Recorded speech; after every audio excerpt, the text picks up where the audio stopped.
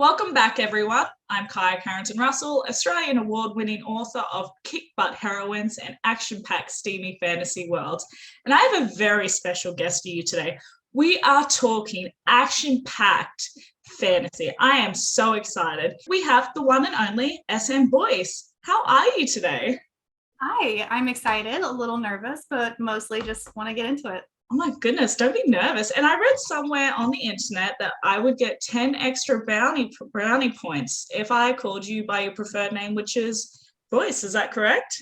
Yes, thank you. You get all the confetti and all the brownies. Yes, it's a party already. I love it. Take me back to the start. You're well known for your Wraithblade and Grammar Saga. So I'd love to know where the start of your journey was and how you found writing and publishing your first book. Oh man, so I have a degree in creative writing and marketing. It's a dual degree from Florida State. So this is something I've just always known I wanted to do. I know that I'm kind of an alien, and a lot of people don't get to just have that clarity right from the start. And I'm very, very grateful for it because I can be indecisive everywhere else in my life. But with writing, I've always known that was my gift. That was my calling. That was the thing I knew I could do and that I love doing. My very first book, I think I was like 5, and I wrote, book is really overselling it. It was, a story, but it was about, it's so morbid. It was about a pickle that was the only pickle not eaten in the jar. And she just wanted to be with everybody else. It's like, how does a 5-year-old come up with that? That's kind of messed up. Oh, I should ask, can I cuss? Because I cuss. Yeah, of course. Yeah. I'm Australian. Okay, cool.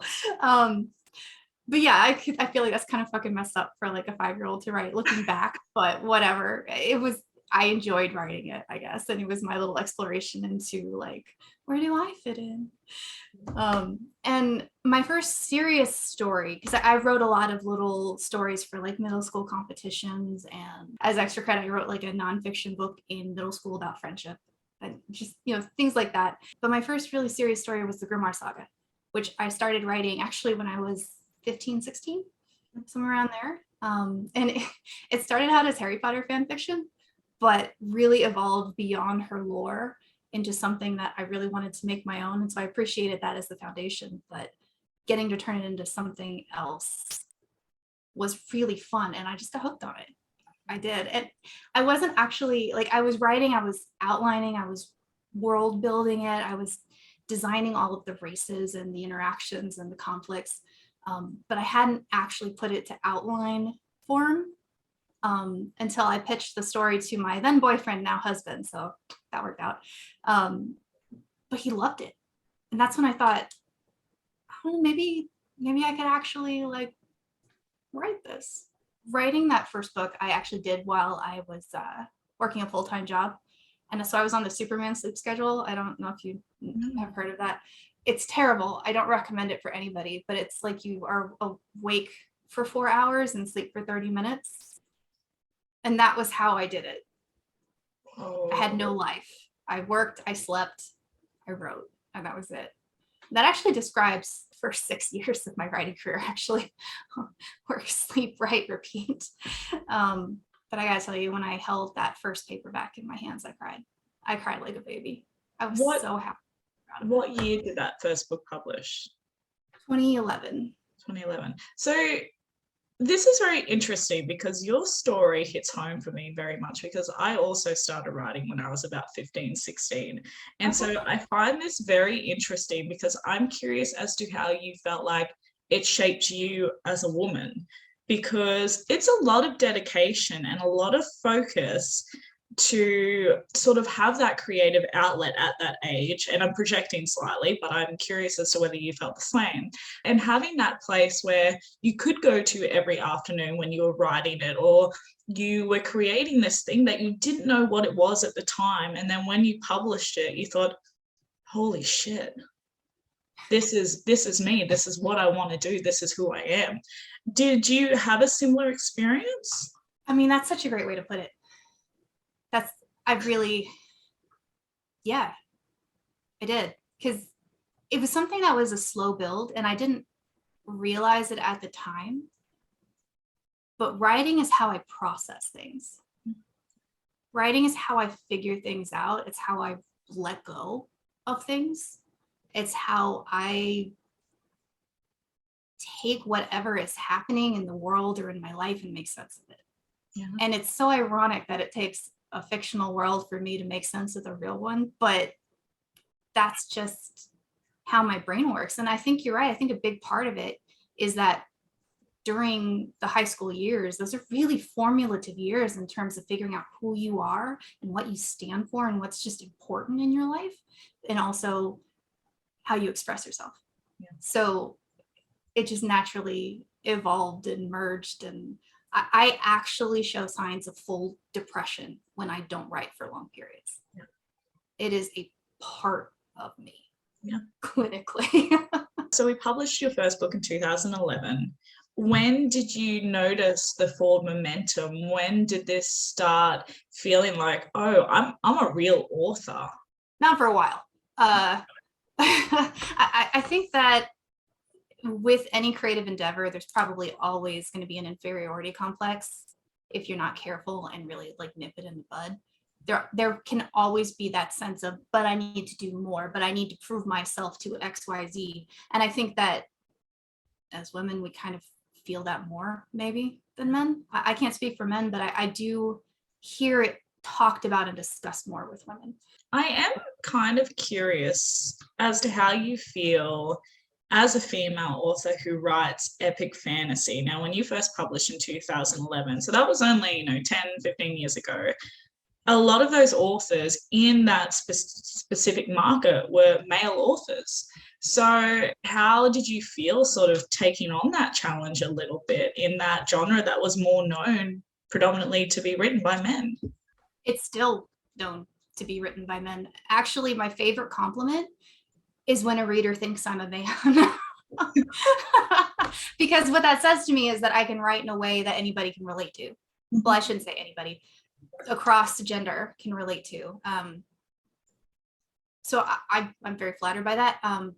But yeah, that's still very much accurate. In the Grammar Saga itself is kind of an anomaly with an epic fantasy because it's an epic fantasy romance, which you don't usually see. I've actually done a bit of market testing and split testing, and epic fantasy doesn't generally sell as well to women as to men. It's weird. I don't understand it because that's my favorite genre ever. Obviously, I write it, but yeah, I'm surprised that it did as well as it did, to be perfectly honest, because it really wasn't written for the market. It was just the thing I wanted to write. But I grew up reading Redwall, so epic fantasy has always had a place in my heart. Redwall, The Hobbit, Lord of the Rings. I love me some great epic fantasy. But yeah, now, especially writing Wraithblade, which has a male main character, which is very much not a romance novel at all. It is your traditional nostalgic epic fantasy, but with enough twists to keep it interesting so it doesn't feel like a total carbon copy of anything. I feel very welcomed. It's really cool. I don't feel like an outlier. I don't feel like anybody is treating me like I have the woman card so I get a pass to the front of the line. I feel respected. I feel very much included, and that's fantastic. Yeah. It's such a gift. And I think the indie platform has really enabled us to just get out there and share our voice and have that fun and success. And, it's the same thing now where some people might have the stereotype that women write romance, and that's not the case anymore. Like, anyone can write whatever they like, and I love epic fantasy, so I'm totally digging this. And I would love to talk about the Wraithblade saga, actually. Where did you get that interest from and inspiration from? And for those who haven't yet read it, what's it about? Okay, so I am notoriously terrible at condensing my stories, especially my highly, highly complex, intricate, dozens of subplot stories into a single sentence. My elevator pitches are shit, but I'm gonna try. So Wraithblade is an epic fantasy with a subtle hint of Western twang, because I love me a good Western. I love a good space Western. And I wanted to have almost an American epic fantasy in a way, rather than your traditional like medieval epic fantasy. So I think in that way, there's that subtle thread of just something different. You can't put your finger on it. And I would love it as you're reading it, you start to look for those Easter eggs that have that Western twang to it. They're throughout the series. So a little homework for anyone watching who wants to look for it. So the story is about a penniless drifter who he has no purpose, no drive in life, except what his father taught him about being a good person. And he ends up in this absolutely brutal this forest full of monsters that eat grown men whole. It's basically a forest of fear. And in the middle of the night, he hears a girl scream. And he goes to investigate it because he's not just going to let a little girl die. What he ends up discovering is a ancient, terrible magic that was supposed to have been destroyed centuries ago is very, very much still here and fuses with him, and he's stuck with it.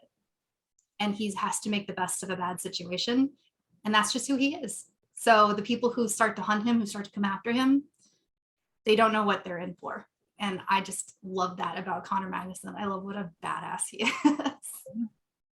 Do you find there's much difference writing a female character, female lead, and then a male lead? Because, for example, I find that there's less inner dialogue for a male lead, whereas women, naturally, I think and I am not admitting this, but I think we overthink certain things. And a lot of that, I find in my writing, a lot of that comes through. And then with men, I find it's a lot more straightforward, I want to say. So do you find any differences when you write between two? So for women, typically, you're right. I do think there's more of that inner dialogue. There's more thought, there's more reflection, there's more questioning of intention, motivation, there's more intuition, I've noticed. And there's also certain words I think that women just say more than men. Just is one of them, actually. I learned that very early on, that most men don't use the word just. Like it's just, yeah, it's just not as common. And it's just picking up those little things like that, those little unique differences that have helped me create very distinct voices. Because I like to write in third person, so I write men and women. And I write the protagonist and the antagonist and the secondary and the side characters. And it's always my goal to make every single person you hear, every single perspective you read, feel full and round and real. So everyone has a motivation, everyone has goals, everyone has fears and backstory and insecurities and traumas. For the male perspective, I've noticed that it is more action oriented. Yeah. It's decisive, driven, especially with your male leads, it's very confident and certain. Yeah. There's also words that you don't say with male perspectives, like fear. He was afraid. That's one that I'm very careful about using. Of course, men are afraid just as much as women, but I feel like there's the stigma that they're not allowed to admit that. Yeah. They see fear as weakness. It is often perceived as fear as weakness, and I don't think that's fair at all. But I also want to do my best to embody the male voice, even if part of that has cultural stigma that's not fair, so that that doesn't get in the way of the story. There's also a very distinct difference in terms of like sexuality and discussing sex. Is that okay to dive in? Please. Okay. So very early on, I actually wrote a short story about, it was a sex scene from a male perspective. And I don't know what possessed me to write the sex scene from the male perspective, because it wasn't exactly, I don't have experience from the male perspective, right? So I asked my husband how he thinks about sex, and how I just started asking questions to understand differences in that perspective. And one of the things that he said that was really interesting to me is that a lot of times for men, sex is a switch. Arousal is a switch. Women, we kind of like build up and we have that carried energy and we have to like oomph our way up there. But for men, a lot of the times it's like on off. Yeah. And if the sex switch is on, I'm sorry, I'm not articulating. It's 100%. They're like 0 to 100 in no time. So it moves quickly, would you say, for them? Yeah, I think that it's more, I guess it comes back to that action driven. I understand what you're saying, and it is a hard one to articulate because, as you say, it sets a completely different tone. I think that the perspective is men are a lot more sort of rough and aggressive when it comes to it, whereas I feel like, and this is just personal reflection, when you write women, it's a lot more sensual. There is still a little bit of inner dialogue as to how they're feeling emotionally connected, whereas I feel like men are very action driven. So they're thinking, this feels fantastic. I'm in the moment. I'm here right now.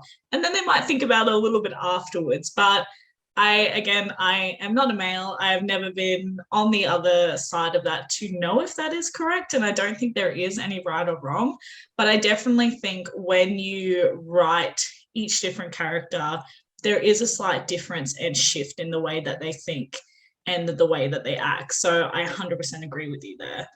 I am kind of curious, what does your 9 to 5 look like? When did you go full-time author, and how did you shift it into a day-to-day for yourself? So the writing process as a whole, I think, is something everyone needs to figure out on their own, and there is no right way. And that was one thing that took me a little bit longer to figure out than maybe I should have. But initially, I quit my day job in 2014, and I started a small agency to help with marketing with other entrepreneurs to help cover some of the financial gap between the writing career, because the royalties weren't quite there yet in 2014, but also to give myself more time to write. And I noticed, I think that the key for me was just figuring out over time, when am I most productive? When am I most creative? I forget, I think it was, there's a book or a blog post called 10,000 Words a Day. Yeah. And when I read the 3 fundamental tips to writing more productively, which were, I think it was keep track of the data, like when you write, how many words you write, that kind of thing, outline, and imagine the story ahead of time. Once I started doing those 3 things, I was able to really hone my own process from there. So now my 9 to 5 is not 9 to 5, it's 5 days a week. I used to do every day, but it was kind of burning me out. So it's every morning I get up, just a little bit of morning routine, and then I just get right into it, and I write for 3 or 4 hours, and then my day kind of starts after that. Yeah. And that seems to be working really well for me. What are you working on at the moment? The 3rd Wraithblade, isn't it? Yeah. Not that I stalk you or anything. None of that. I love that. I love that, Actually, I know I saw you were at 5% on your website. You're at 5% in the outline. That's not true. I have not updated that. That's part of me, not my executive assistant yet. The website is not accurate. But this is actually the outline for Wraithblade 3. What? Yeah, I use the Notecard method. I learned it from a friend, Patty Larson. She has a course on note cards and outlines, and it was one of those pivot points for me that changed my writing process. Yeah. And the idea, I recommend you take your course. I need to find the link and make sure it's even still up. But the idea is you write down all of the plot points that you think you might want to have in a book on index cards. Each is like an individual index card. Like, I love that you just have a wooden box with all of this in. That's so cool. It's a box. Yeah, it's like the box of secrets. It's kind of, and then you just put them in order and like, wow, that's a lot. And actually this is me restrained because there's only 66 chapters. Honestly, it'll be like 7. How many words do you roughly write in your books? I would say 200 to 250,000 usually. Wow. So yeah, that's why I only do about 1 a year. Yeah. It was a lot. I can, so in terms of my speed, I can do about, I can do 10,000 words a day, like 7 to 10 is doable for me. I think sustainable is something I'm learning though, because doable and sustainable are not the same thing. I think that in terms of doable, the thing I can for sure do every day is about 3,500, so about a chapter. What would you say this most surprising thing is that you found in the publishing industry that you weren't expecting when you went on this journey? See, that's a really tough one. I think that it would probably be I'm not as much of a hermit as I thought. I used, the joke is that writers were just hermits. We live in our little cave surrounded by like liquor bottles and pizza boxes, and we just like throw a book at you once a year and hiss at the sun. Like that's what I was expecting my career to be. And I'm actually like, interviews like this light me up, and talking to fans even in person. I know that sounds so stupid and obvious. Yeah. Like, yes, talking to people in person, this is a thing people enjoy. But like for me, I'm a hardcore introvert, and I get so jazzed talking to readers and fellow writers who just love the craft. Yeah. When I could just talk to somebody about craft for hours and lose track of time. And so that was really surprising to me, is because I've always been that person who was like, yeah, I'll think about the party. You guys just go ahead and maybe I'll join you. Like, but now I'm there and I'm in it, and I'm stupidly drunk at 2 a.m. with everybody else. And for what it's worth, we don't get together all that often. So we party hard. Like as nerdy as possible, though, you can imagine, because we're usually just talking about our make-believe characters and the amazing journeys we're going on, and I love it. I want to talk about your website a little bit, because I know we mentioned it before, and I know that you said it wasn't updated, which is fine. We won't call you out here in public, but your website is amazing, and I especially like your detail in your bio, because you even have a timeline of the start of your writing career, which I thought was very clever. And you give a lot of information as to who you are as not only an author but a person. One thing that I noticed that correlated with your website and across your social medias is how on point your brand is. And I think that's a very difficult thing for a lot of authors to get a grasp on. So what advice would you have for fellow writers who are listening as to remain consistent with it? That is such a good question. I think that what helped things click for me was realizing that your brand isn't always tangible. It can be difficult to describe, but in essence, it is how you make people feel. It is the feeling people have when they finish a conversation with you, when they leave your website, when they finish your books. It's that feeling, because you remember people remember how you made them feel long after they've forgotten your face. And that's really what I have poured so much time and energy and love into refining, and not just once, but continuously, because we're not stagnant as human beings. We continuously change and grow, and allowing your brand to do that with you, I think, is really important. And so what helped me was having 3 words that really pinpoint what I want people to feel when I can't, for sure guarantee it will happen every time, but it's my goal. And for me, those are minimalist, creative, and I'm completely blanking on the third because I'm being put on the spot. Hold on. Please. That's the vision board. Look at the vision board. I've done this on panels before, forgotten the names of like my own things that I've created, and it's mortifying, and I hate when it happens. That's because we've got so much happening in our head all the time. And you were working before this, so you're probably still on that mission at the moment. It is. Thank you for understanding. Please. Please. Oh my God. So 3 words helps. But also asking for help, I think, is really important. I have that marketing background. So in the past, I have tried to do all the design, all the website, all the everything by myself. And, at the beginning, especially in your career, you have to, because having help costs money. And usually at the beginning of our career, we don't have a lot of money. But I actually highly, highly recommend the person who made my website. She also did all my branding. And I feel like she did a phenomenal job taking everything in here and turning it into the color scheme, the imagery. The clover is something I did want to have, but I didn't really know what it would look like. And she made all the loose concepts tangible. So I highly recommend Kayla Curry. She's amazing.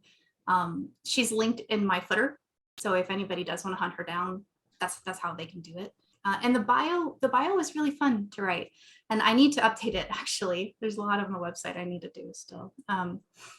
But having that kind of play-by-play through the years, it felt like another way to connect, and connecting to readers is a foundation of who I am and what I want to do, and making other people feel seen is always very important to me, because I've been the person who like wrote fan letters to my favorite authors and got crickets back and like felt like shit for it, and I don't, there's only so much we can do as people, but I don't ever want to make anyone feel that way. Yeah, I love that. One thing that I love, and speaking of connecting to readers who obviously make the dream come alive, is Patreon.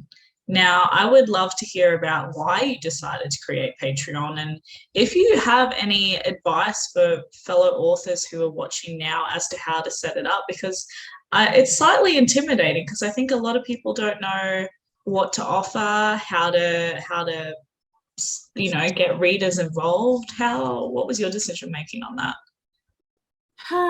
Yeah, it's very intimidating. I like to obsessively research things before I act.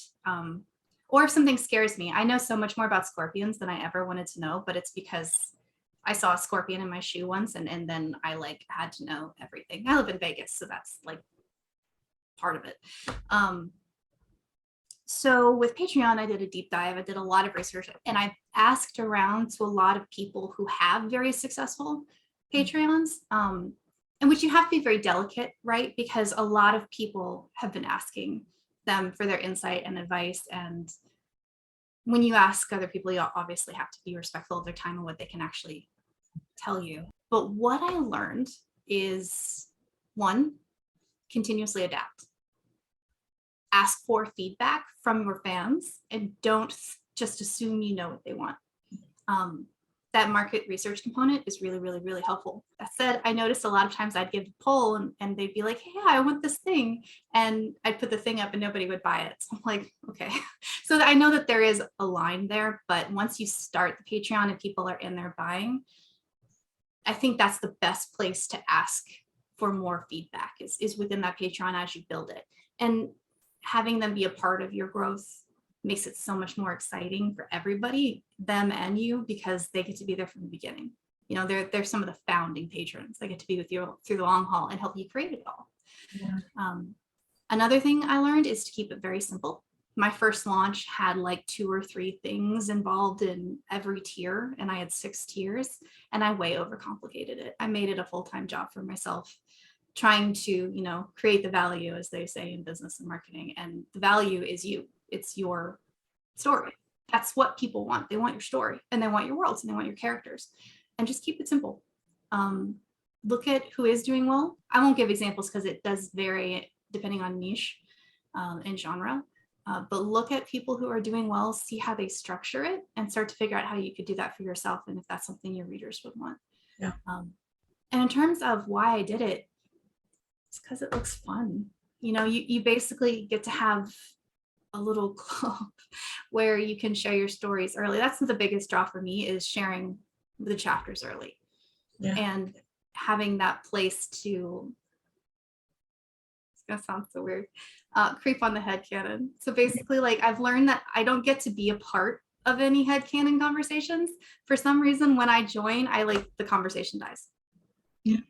I'm supposed to just be behind the hedge watching, yeah. Just creeping on what everybody else is talking about. But it's so fun to just even do that is so fun. What would you say then your greatest challenge and your greatest accomplishment has been so far in your career? This is a really tough one, because there's so many different rungs in the ladder, and everyone builds on the previous one. So I wouldn't even be where I am without also celebrating the successes I've had so far. And just learning how to celebrate any success is growth. Because a lot of times I think it's so easy for the goalpost to just move. You reach it and then you're like, okay, but the next thing. Okay, but what's next?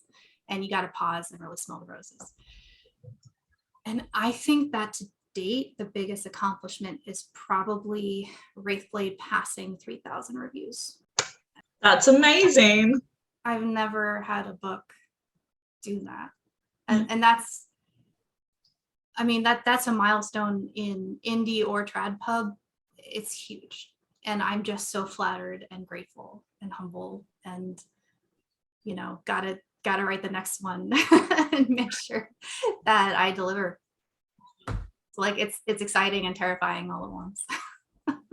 What would you say then the greatest challenge has been for you? Developing a thick skin, because I think that you don't want to become a callous asshole, but you also can't be that stereotypical creative who can't take criticism. Mm-hmm. And it's just acknowledging that your book's not going to be for everybody, and that's okay. Really and genuinely, that's okay. Yeah. I got to the point where the 1-stars were like bumming me out, and I don't remember who told me this, or if I don't remember where it came from, but I got the advice to go look at my favorite book and read the 1-stars. And that changed things for me, because it reminded me no one book is for everybody. Yeah. And it's okay. Yeah. So just focus on what you do great. And you know, if somebody's ripping you a new asshole because they really hated a subplot that you had, don't look at just that. Look at the total number in terms of like when you read your reviews. How many people are saying they hate that subplot? Was that the only person out of 3,000 reviews? Yeah. Maybe that's just because they're not, you know, they don't like the story. They're not part of your audience, not really. And you don't need to completely adapt yourself for everybody, because you'll fail. This is one of my favorite questions to ask. What is the goal? What is the dream that you're chasing for your career? The mountain, as Neil Gaiman says, yes. right? You know, for the longest time, my mountain was be a full-time writer. And then when I reached it, I started feeling listless. And I realized it was because I wasn't actually, like, that mountain was closer than I thought. And that wasn't the true mountain. So there's kind of like two-part answer to this. Is in terms of finances, I want to get to the point where my art can pay off our debt and I can retire my husband. I would really love that. He can take whatever, he can keep working if he wants, but he can retire if he wants to. Having that option would just mean so much for me. And then to take care of my parents as well, so that they could retire and not have to keep working. That would be a dream come true for me. Mm-hmm. And the other part of it actually comes from Simon Sinek, Find Your Why. I don't know if you watched that TED Talk and Start With Why. Part of it. I guess no, I have. I loved it. Yeah, it's a fantastic TED Talk. And then actually figuring out your why is not nearly as easy as his little 20-minute video makes it sound. But I realized after about a year of introspection that my why is to create legendary art that heals, inspires, and connects the world. That is what I want to do with my life. And as long as I am doing that, I am happy. I do have a segment called Speed Dating with an Us. You and I are going to go on a very romantic date. I've lit a candle. I see you have flowers in the back. You came prepared. Thank you. I love them. But basically what it is 5 rapid questions. Are you ready? Let me have some water in there. Yeah. Okay. Let's do this. All right. What is the clumsiest moment you've ever had? In June, I fell down the last 3 steps of my staircase and nearly broke my foot. Oh my gosh. Yeah. It's still bruised, but it's not broken. What are 3 words that best describe you? Minimalist, creative, and introvert. Oh yeah. I knew you were going to say it. I knew it. Before you said it, I knew you were going to say minimalist. It's like, what's the other one? Creative? And there you go, off the tongue. Oh my God. I'm still so I'm embarrassed. I know I'm hiding it, but I'm still embarrassed. It's all right. We came back around in the end. I got it eventually. What is your life motto? Add sunshine wherever you can. Oh, I love that. What is the song that best describes you? This is ironic given what you just asked me, but Burn It Down by Paris. That's awesome. What is a unique talent or skill set that you have that not a lot of people know about? I love crafting. I make stickers, and I actually made these dividers in my outline book. Like I made that. Do you do like your own swag or stuff like that? I have in the past, yeah. I tried making my own bookmarks and they turned out terrible. So I apparently don't know how to make very good bookmarks. I've done stickers and those are fun, and I've done my own book plates and things like that. But yeah, apparently bookmarks are my weakness. I have had so much fun today. Let us know what's coming out. Where do we find you? What do we need to know? Okay, so Wraithblade 3, I don't have an official date for it yet, but we are looking at probably April 2023 at the latest. I can say that very exciting changes are coming to the Patreon, and you will be able to read the early chapters of Wraithblade 3 very, very soon. So keep an eye out on that. I'm launching my Wraithblade subreddit, where we will also be dropping lots of very fun spoilers and inside, well, not spoilers, but inside behind the scenes, and maybe even chapters as well. Oh, I'm excited. I love that. And social medias, where do you have a Facebook group or anything like that? Or cool. Yeah, I actually I'm building my Discord instead of my Facebook group. So I'm actually in Discord a lot more than I'm in Facebook. So if you want to talk to me more and have me actually respond a little faster, Discord is better. Awesome. And what was the name of that? Boyce Nation. Well, thank you so much for coming on today. And who knows, we might watch your space and maybe get you on next year as well. Oh, sure. Thank you so much for having me. This was really fun. It was. And yeah, have a good day, and I'll talk to you soon. Bye. Bye, guys.